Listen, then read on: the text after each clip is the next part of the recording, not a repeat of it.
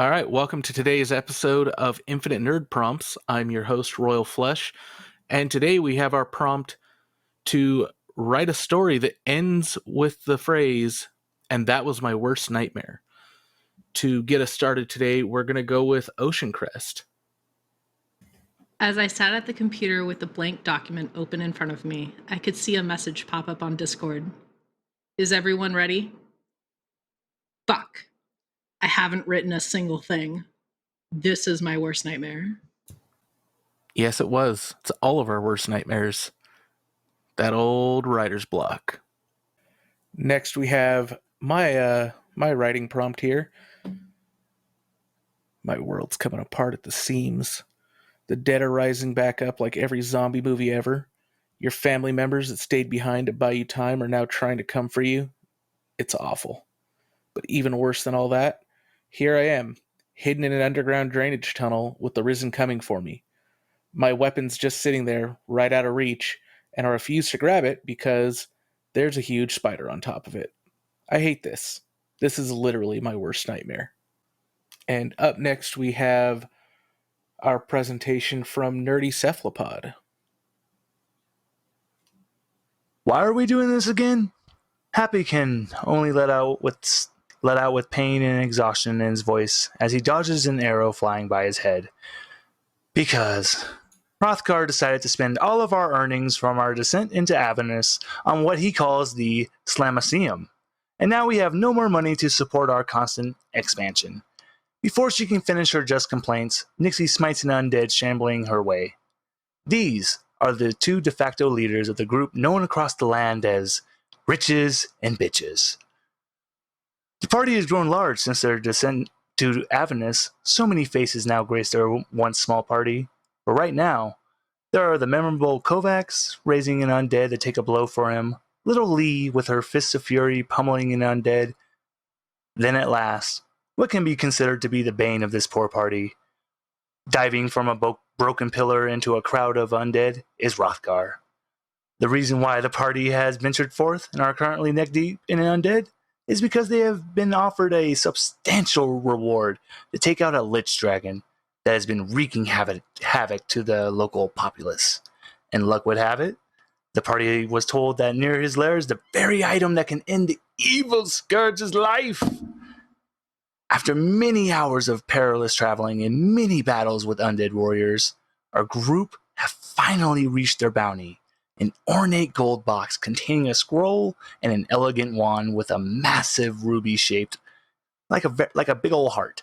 The scroll reads, "When one pure of heart lifts the wand to the sky, shall they gain the power they seek." The party all look at each other and just decide, maybe Lee? So they go for their final confrontation with the foul beast. When the quarry is in sight, Lee lifts the wand, yet no response. The party desperately pass the wand between Kovacs, Nixie, and Happy, yet the same all around. No response. They toss the wand and prepare for what they believe to be a losing battle. When Hrothgar grabs the wand and lifts it high, his body is enveloped in a pink light and surrounded by ethereal hearts. "My champion, go forth." Hrothgar descends from the sky, donning a magical girl costume. "Feel the power of my pretty, pretty slams!" Hrothgar flies in the battle. Laser hearts and slams follow. The party cannot believe their eyes to what they are seeing. And when their disbelief has just reached its crescendo, Hrothgar hovers before the party. "Join me, my friends. Our friendship will be just strong enough to take them down."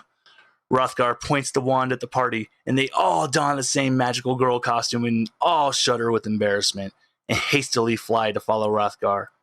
All except for Happy, who just before following can only say out loud, This is my worst nightmare."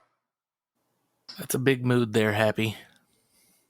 Next here we have Panquakes' submission that's going to be read by me. You'd think those science fellows wouldn't just go around making all sorts of critters they couldn't control, wouldn't you? Especially They wouldn't think to add all these mutations that'd make them so much more dangerous to their own squishy, vulnerable bodies, because that wouldn't make sense, right? Well, all those supposed big-brained individuals didn't think too well on that. Now the whole damn planet's running rampant with all manner of things skulking in the dark, waiting to tear you limb from limb. It was too much for an old splicer like Shanks, especially since being what he was only guaranteed him an abysmal rate of pay. He let his own little beastie out to scout around. The flying fox called Badavi, that Shanks was linked to through an implant that ran down his spine. The splicer followed it as he traveled through the trees, his exoskeleton creaking at times as the cold forest stiffened his limbs.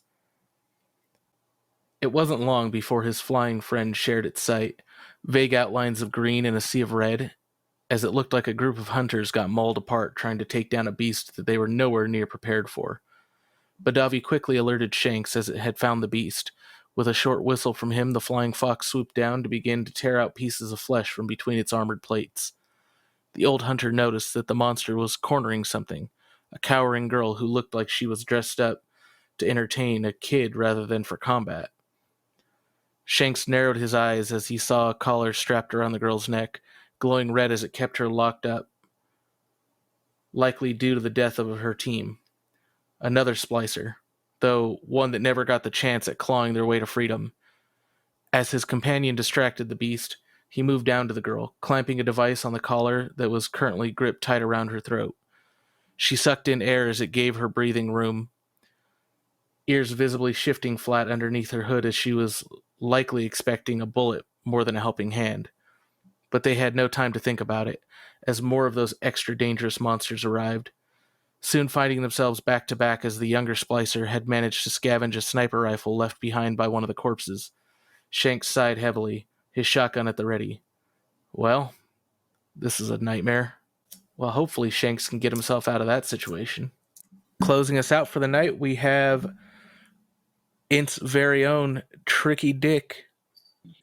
It always greets me when I come home, sitting on the mantle, glistening with the red and blue paint of our family emblem, a shield covered by intersecting hammers and a vertical nail separating the two, a representation of our surname, our pride. I always try to ignore it when I walk in the door, but I know I'm just lying to myself. I'd move it too if it didn't look so damn out of place everywhere else. How embarrassing would that be for a guest to ask about it while I'm entertaining them during a meal as it's sat on the dining room table or on what little kitchen counter I have? Should probably pay attention to my guest that's here, though. Wouldn't want her running off. Who is that? My female guest would ask, pointing towards the fireplace. I wouldn't break eye contact as I respond. My great-grandfather, a blacksmith by family trade, lost his life in an accident. My curious guest's face drops slightly in shock. She puts her hand to her mouth as a faint attempt to stop her from asking, "What happened?" He got too close to the forge and fell in. "Oh no, what an awful way to go," she says genuinely. I nod and offer hope by saying, "He lived a full life, so we decided to build this cabin in his memory, so we'd do anything for him." She laughs and says, "You say that like he's still here." I stand and raise my arms, gesturing around the room. "Oh, but he is here, all around us, like all our ancestors. Should we give them a show?" I lean in closer and give her a kiss, and she laughs. "But before that, do you want some wine?" She nods and I get up and I start pouring some. I think I hear my name and I stop pouring. "You say something?" I ask. She says no with a confused tone. I shrug it off and I bring over the wine. We sit there making small talk. I try to keep all my attention on her, but it keeps being drawn away from her. That damn urn. Is that my name again? Must have looked shocked because she stops blathering and asks if I'm okay. I nod and motion with my hands for her to keep going. I faintly hear a "hungry." And I respond, "Yeah, I'm getting hungry too." She gets up, clearly upset. "You aren't even listening. I didn't say anything about being hungry." "Oh, I thought I heard it. Sorry. What were you saying?" She hesitates, says it's okay, and continues. "I was telling you about a reoccurring nightmare I had, but clearly you're not that interested. So, mister, what's a nightmare you have?" I instantly answer with disappointing my family and look towards the fireplace. You keep looking off in the distance. Can't seem to handle your wine, huh? I laugh it off and say, yeah, it must be that. I should go wash up a bit to wake me up. While I'm doing that, would you mind adding more wood to the fire? She nods and I go towards the bathroom. I don't go in, but I close the door with an audible thud. I peek around the hallway a corner and see my guest stoking the coals. Quietly walk up behind her and kick her in, holding her down with my foot while she screams into the brick. You know, I kind of liked you, which makes this hard. Maybe talked a little bit too much when compared to others. But you know what they say, comparison is the thief of joy. She stops moving and the familiar sweet smoke starts filling the room. I look up to the urn. What do you mean to hurry up? I'm not going to throw gasoline on it. I stand still listening. You're always so demanding. You have nothing but time. Damn you. I remember the axe near the front door. Fine, just quit shouting, you old fool. I get the axe and head outside.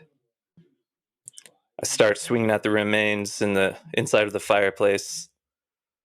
There, look, it's burning up faster. Are you happy yet? I lay down the axe to wait for the burning to end. While waiting, I sit back and start writing in this journal to help clear the mind. It helps get rid of the screams. They tend to linger, especially when things get real quiet.